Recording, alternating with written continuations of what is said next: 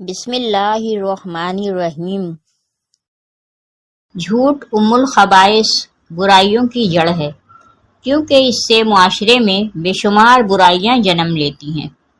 رسول اللہ صلی اللہ علیہ وآلہ وسلم فرماتے ہیں کہ صدق کو لازم کر لو، کیونکہ سچائی نیکی کی طرف لے جاتی ہے، جنت کا راستہ دکھاتی ہے۔ آدمی برابر سچ بولتا رہتا ہے اور سچ بولنے کی کوشش کرتا رہتا ہے، یہاں تک کہ وہ اللہ کے نزدیک صدیق لکھ دیا جاتا ہے۔ اور جھوٹ سے بچو، کیونکہ جھوٹ فجور کی طرف لے جاتا ہے اور فجور جہنم کا راستہ دکھاتا ہے۔ آدمی جھوٹ بولتا رہتا ہے، جھوٹ بولنے کی کوشش کرتا رہتا ہے، یہاں تک کہ اسے اللہ کے نزدیک کذاب لکھ دیا جاتا ہے۔ ایک فرمان نبی صلی اللہ علیہ وآلہ وسلم ہے کہ جو شخص جھوٹ بولنا چھوڑ دے تو میں اس کے لیے ایک مکان کا ضامن ہوں، جو اس کے لیے جنت کے کنارے پر بنایا جائے گا۔ جس نے جھگڑا کرنا چھوڑ دیا اور وہ حق پر ہے، یعنی حق پر ہونے کے باوجود جھگڑا نہیں کرتا، اس کے لیے جنت کے وسط میں مکان بنایا جائے گا۔ اور جس نے اپنے اخلاق اچھے کیے، اس کے لیے جنت کے اعلیٰ درجہ میں مکان بنایا جائے گا۔ ارشاد نبوی صلی اللہ علیہ وآلہ وسلم ہے کہ جب بندہ جھوٹ بولتا ہے تو اس کی بدبو سے فرشتہ 1 میل دور ہو جاتا ہے۔ مزید فرمایا کہ بڑی خیانت کی بات یہ ہے کہ تو اپنے بھائی سے کوئی بات کہے اور وہ تجھے اس میں سچا جان رہا ہے اور تو اس سے جھوٹ بول رہا ہے۔ آپ صلی اللہ علیہ وسلم کا فرمان اعلیٰ ہے کہ مومن کی طبع میں تمام خصلتیں ہو سکتی ہیں، مگر خیانت اور جھوٹ یعنی دونوں چیزیں ایمان کے خلاف ہیں۔ مومن کو ان سے دور رہنا بہت ضروری ہے۔ ایک دفعہ رسول اللہ صلی اللہ علیہ وسلم سے پوچھا گیا کہ مومن بزدل ہو سکتا ہے؟ فرمایا ہاں۔ پھر عرض کیا گیا کیا مومن بخیل ہو سکتا ہے؟ فرمایا ہاں۔ پھر پوچھا گیا کیا مومن کذاب جھوٹا ہو سکتا ہے؟ فرمایا نہیں، لیکن اس کے باوجود 3 جگہیں ایسی ہیں جہاں پر جھوٹ بولنا جائز ہے۔ نمبر 1، آدمی اپنی بیوی سے بات کرے تاکہ اس کو راضی کر لے اور اپنی بیوی کو خوش کرے۔ میاں بیوی میں سے ہر ایک کے لیے یہ جائز ہے کہ وہ ایک دوسرے کو خوش کرنے کے لیے ایسی بات کہہ دیں جو خلاف واقع ہو۔ مثلا دونوں میں سے کوئی دوسرے سے یہ کہے کہ میں تم سے بے انتہا محبت کرتا ہوں، تو یہ جائز ہے، خواہ اس کے دل میں محبت بھی نہ ہو۔ نمبر 2، جنگ میں جھوٹ بولنا تاکہ دشمن کو پسپا کیا جا سکے اور اسلامی لشکر کو کسی بڑے نقصان سے بچایا جا سکے۔ جنگ کے دوران اپنے مقابل کو دھوکہ دینا جائز ہے۔ اسی طرح جب ظالم ظلم کرنا چاہتا ہو، اس ظلم سے بچنے کے لیے بھی جھوٹ بولنا جائز ہے۔ نمبر 3، لوگوں کے درمیان صلح کرانے کے لیے جھوٹ بولنا جائز ہی نہیں بلکہ ضروری ہے، تاکہ 2 مسلمان بھائیوں کے دل میں نفرت کو محبت میں بدلا جا سکے۔ 2 لوگوں کے درمیان صلح کرانے کے لیے جھوٹ بولنا کہ ایک کے سامنے یہ کہہ دے کہ وہ تمہیں اچھا جانتا ہے، تمہاری تعریف کرتا تھا، یا اس نے تمہیں سلام کہلا بھیجا ہے، اور دوسرے کے پاس بھی اسی قسم کی باتیں کرے تاکہ دونوں میں عداوت ختم ہو جائے اور صلح ہو جائے۔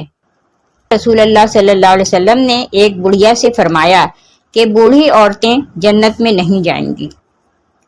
پھر اس کے پریشان ہونے پر وضاحت فرمائی کہ میری مراد یہ ہے کہ جنت میں سب جوان ہو کر جائیں گے، بڑھاپے کی حالت میں کوئی بھی جنت میں نہیں جائے گا۔ اسی طرح ایک موقع پر جب ایک سائل نے اونٹ یا اونٹنی مانگی تو آپ صلی اللہ علیہ وسلم نے فرمایا کہ ہم آپ کو اونٹنی کا بچہ دیں گے۔ اس نے پریشان ہو کر پوچھا کہ حضور، اونٹنی کا بچہ میرے کس کام آئے گا؟ مجھے تو بڑا اونٹ چاہیے۔ تو آپ صلی اللہ علیہ وسلم نے وضاحت فرمائی کہ ہر اونٹ کسی اونٹنی کا بچہ ہی ہوتا ہے، چاہے وہ کتنا ہی بڑا ہو جائے۔ حضرت عبداللہ بن عامر رضی اللہ تعالیٰ عنہ سے روایت ہے کہ رسول اللہ صلی اللہ علیہ وآلہ وسلم ہمارے گھر میں تشریف فرما تھے کہ میری والدہ نے مجھے بلایا کہ میرے پاس آؤ، تمہیں کچھ دوں گی۔ آپ صلی اللہ علیہ وسلم نے فرمایا، کیا کوئی چیز دینے کا ارادہ ہے؟ انہوں نے کہا، کھجور دوں گی۔ تو آپ صلی اللہ علیہ وسلم نے ارشاد فرمایا، اگر تو کچھ نہ دیتی تو یہ تیرے ذمہ جھوٹ لکھا جاتا۔ حضرت عائشہ صدیقہ رضی اللہ تعالی عنہا فرماتی ہیں کہ بعض لوگوں نے رسول اللہ صلی اللہ علیہ وسلم سے کاہنوں کے متعلق سوال کیا تو آپ صلی اللہ علیہ وسلم نے فرمایا کہ وہ کوئی چیز نہیں ہے۔ لوگوں نے عرض کیا، یا رسول اللہ صلی اللہ علیہ وسلم، بعض اوقات وہ ایسی بات بتاتے ہیں جو درست ثابت ہوتی ہے۔ تو آپ صلی اللہ علیہ وسلم نے فرمایا کہ وہ درست بات جنات کی طرف سے ہوتی ہے، جسے وہ کاہن کے کان میں ڈال دیتے ہیں، جیسے ایک مرغ دوسرے مرغ کے کان میں آواز پہنچا دیتا ہے اور پھر کاہن میں 100 سے زیادہ جھوٹ ملا لیا کرتا ہے۔ ناظرین، جھوٹ ایک ایسا فعل ہے جس کا شمار گناہ کبیرہ میں ہوتا ہے۔ قرآن مجید میں ارشاد باری تعالیٰ ہے، بے شک اللہ اس کو راہ نہیں دکھاتا جو جھوٹا ہے۔ جھوٹ کے لیے عرب میں کذب کا لفظ استعمال ہوا ہے اور اس کے معنی جھوٹے اور جھوٹ بولنے والے کے ہیں۔ جھوٹ ایک ایسی برائی ہے جس سے دوسری تمام برائیاں نکلتی ہیں، اس لیے جھوٹ کو تمام برائیوں کی جڑ بتایا گیا ہے۔ حضور صلی اللہ علیہ وسلم نے جھوٹ بولنے کی مذمت فرمائی ہے اور ارشاد فرمایا، جھوٹ گناہ کی طرف لے جاتا ہے اور گناہ دوزخ میں لے جانے والا کام ہے۔ حضور صلی اللہ علیہ وسلم نے منافق کی ایک علامت یہ بھی بتائی ہے کہ جب منافق گفتگو کرتا ہے تو جھوٹ بولتا ہے، اور منافق چونکہ دل میں کچھ اور رکھتا ہے اور زبان پر کچھ اور لاتا ہے، اس لیے وہ جھوٹا منافق قرار پائے گا۔ جھوٹ بول کر سودا بیچنا حرام ہے۔ اس میں ایک تو جھوٹ بولنے کا گناہ، دوسرے مسلمان کے ساتھ دھوکہ اور فریب کرنا۔ حضور صلی اللہ علیہ وآلہ وسلم کا ارشاد ہے، تاجر لوگ قیامت کے دن بدکار ہونے کی حالت میں اٹھائے جائیں گے، سوائے اس شخص کے جو نیکی کا کام کرے، مثلا صدقہ و خیرات دیا کرے، سچ بولے۔ حضور صلی اللہ علیہ وآلہ وسلم نے ارشاد فرمایا، اللہ تعالیٰ قیامت کے روز تجارت میں جھوٹی قسمیں کھانے والوں سے نہ گفتگو کرے گا، نہ اس کی طرف توجہ فرمائے گا، اور نہ اسے پاک کر کے جنت میں داخل کرے گا، کیونکہ وہ شخص جھوٹی قسم کے ذریعے اپنے مال و تجارت کو فروغ دینے والا ہوگا۔